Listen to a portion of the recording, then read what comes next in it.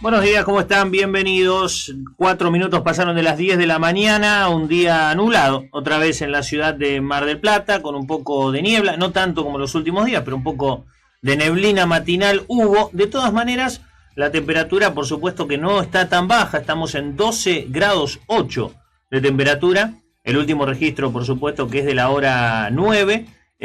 Tendremos un día que llegaría a los 19 grados de temperatura máxima, pero con el cielo nublado. La particularidad de toda la tarde, de la noche e incluso del día jueves va a ser la nubosidad. No vamos a salir de esa situación.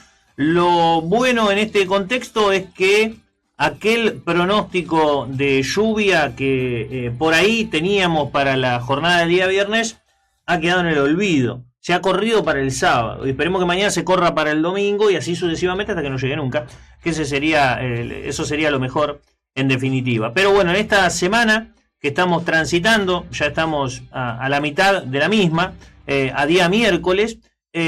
Bueno, está claro que en Mar del Plata hay dos situaciones realmente importantes y a la vez preocupantes que se trabajan cotidianamente en los planteles, que tiene que ver con la dura y difícil situación, con menos margen de error que atraviesa Alvarado y con un poquito de margen todavía Aldo Civi, por una cuestión lógica de la cantidad de fechas que le queda en cada uno de los torneos a los correspondientes equipos, ¿no? Por un lado, Alvarado que está entrenando y pensando en los Andes.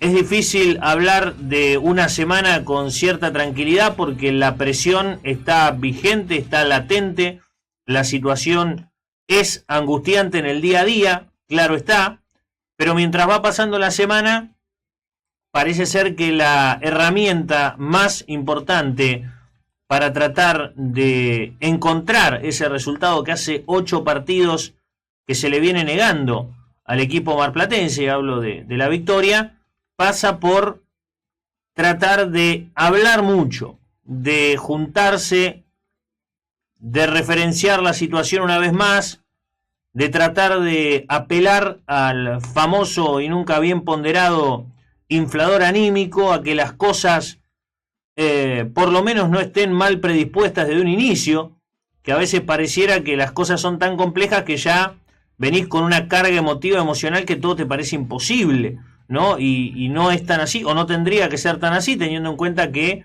está claro que el margen matemático existe, la posibilidad de salvarse existe.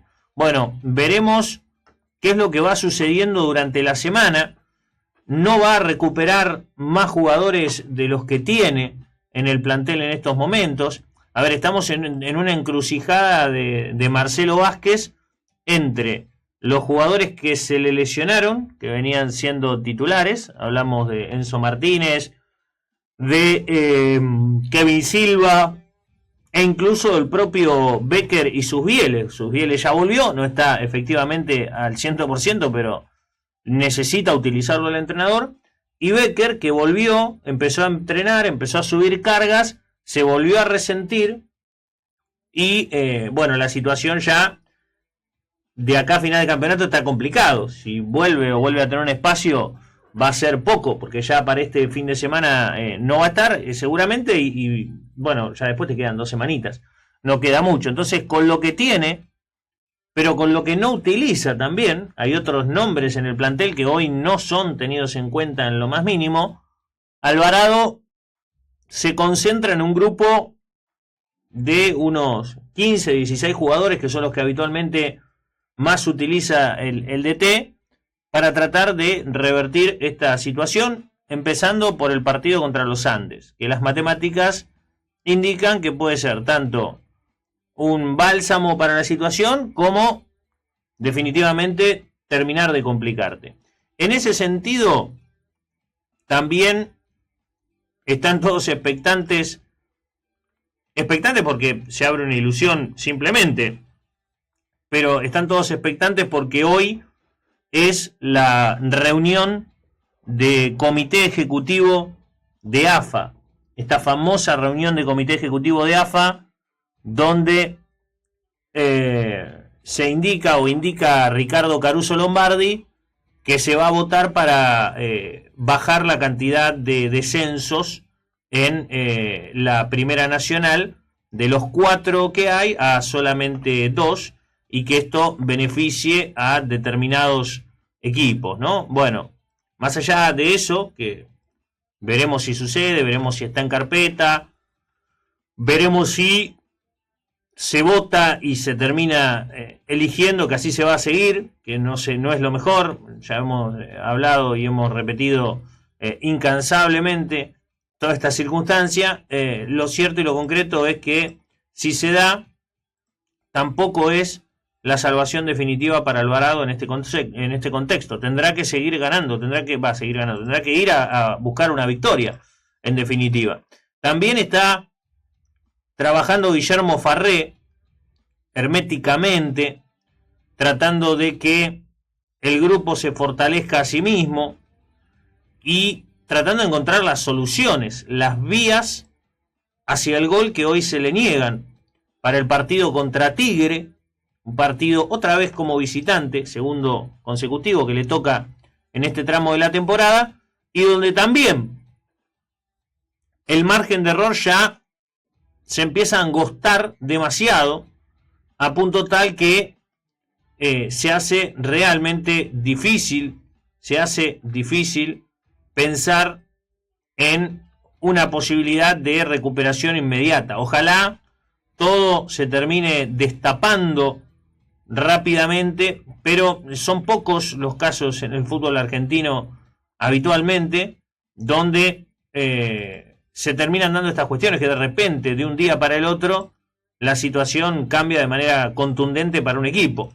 Generalmente no pasa, generalmente las tendencias se profundizan. Esperemos que no sea el caso de Aldosivi, pensando en Tigre y pensando en lo que será la fecha del próximo sábado en condición de visitante. Mientras tanto, han comenzado las competencias en la semana internacional con el partido de Racing contra Vélez, partido que terminó ganando Racing, una vez más con gol de Adrián Martínez, que tuvo su jugada polémica con lo que fue primero la expulsión de Magallán, después un gol anotado con un jugador menos que no le cobran a Vélez porque la pelota en el envío mismo del córner salió de la cancha. O sea, el córner se ejecuta desde adentro de la cancha, la pelota es una comba bastante particular, sale de la cancha y se vuelve a meter, bien anulado, en definitiva.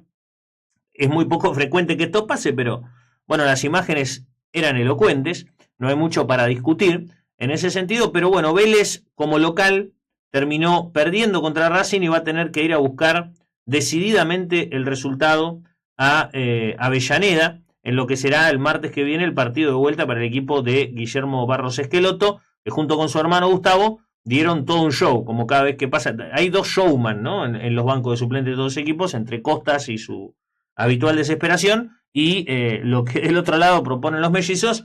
Bueno, es un partido aparte que se juega en los bancos de suplentes, pobres las ternas arbitrales que les tocan, ¿no? En este caso Sampaio, que fue el del día de ayer, y bueno, los líneas ni que hablar, que te comen la cabeza, y el cuarto árbitro también, ¿no? Pero también tuvimos por Copa Sudamericana la agónica victoria de Lanús sobre Fluminense.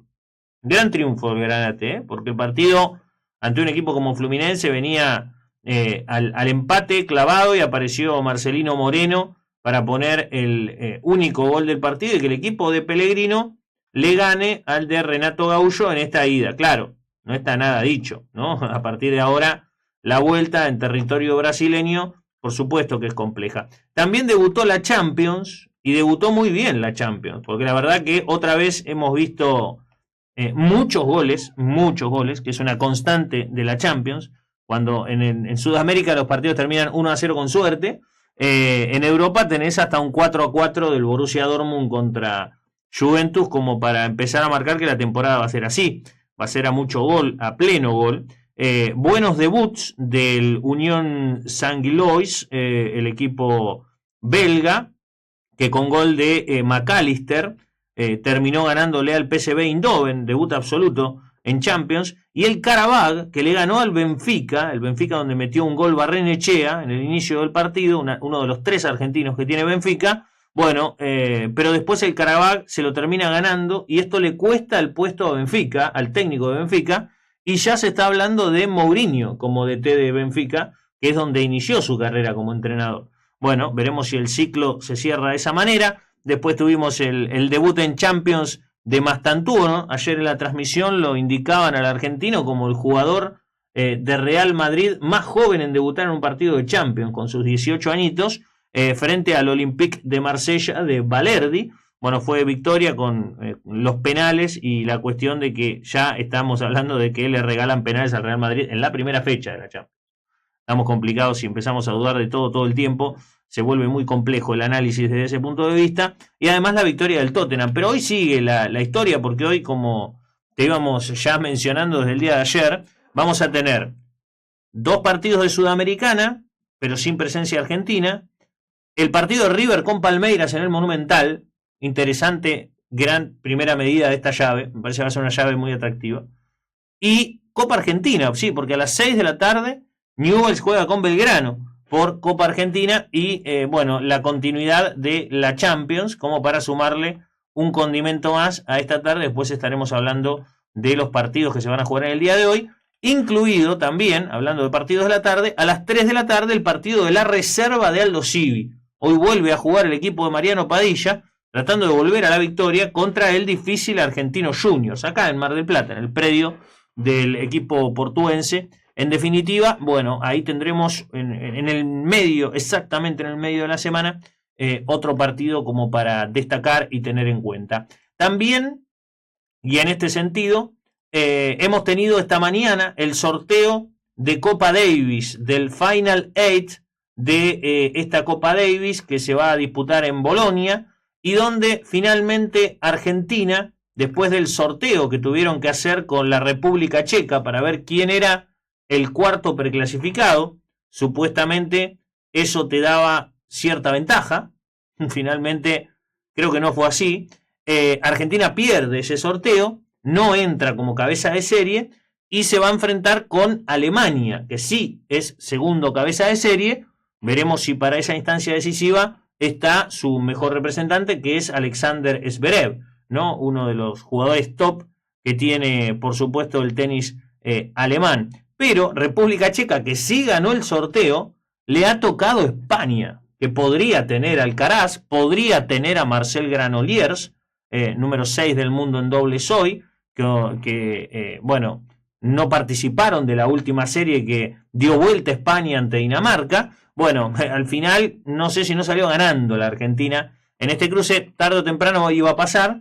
Si Argentina supera a Alemania en los cuartos de final, a partir del 18 de noviembre, el duelo siguiente sería España o República Checa. O sea que más o menos la historia va a terminar cruzándolos quizás a los españoles y a los argentinos. Ojalá que se dé de esa manera. Pero ya todo definido en ese camino.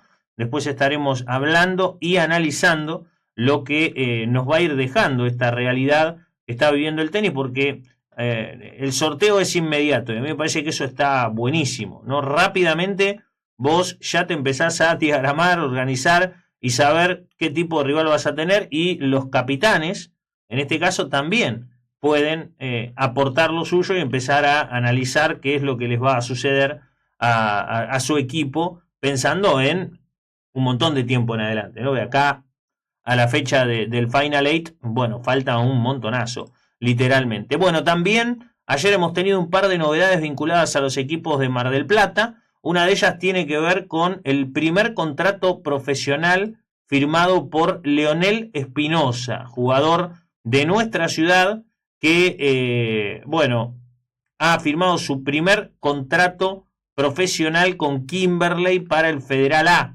Un lateral zurdo, bueno, que ya venía de tener su debut absoluto y como titular en la primera división en el juego contra Círculo Deportivo Otamendi, que es parte del equipo sub-17 que disputa el certamen juvenil en AFA, y con esa corta edad, todavía en edad de colegio, ha firmado su contrato profesional. Evidentemente Buoso y compañía le han visto características como para en un futuro ser un jugador interesante. Esto se suma al caso de Santiago Castillo, el centrodelantero, que también este año firmó su primer contrato, era el goleador de la primera local, lo ascendió el cuerpo técnico encabezado por Mariano Mignini, junto con la dirigencia, y terminó siendo un jugador importante para el plantel, incluso anotando un gol en el último partido. Y por otro lado, hablando de confirmaciones, Unión, que sigue en el mercado trayendo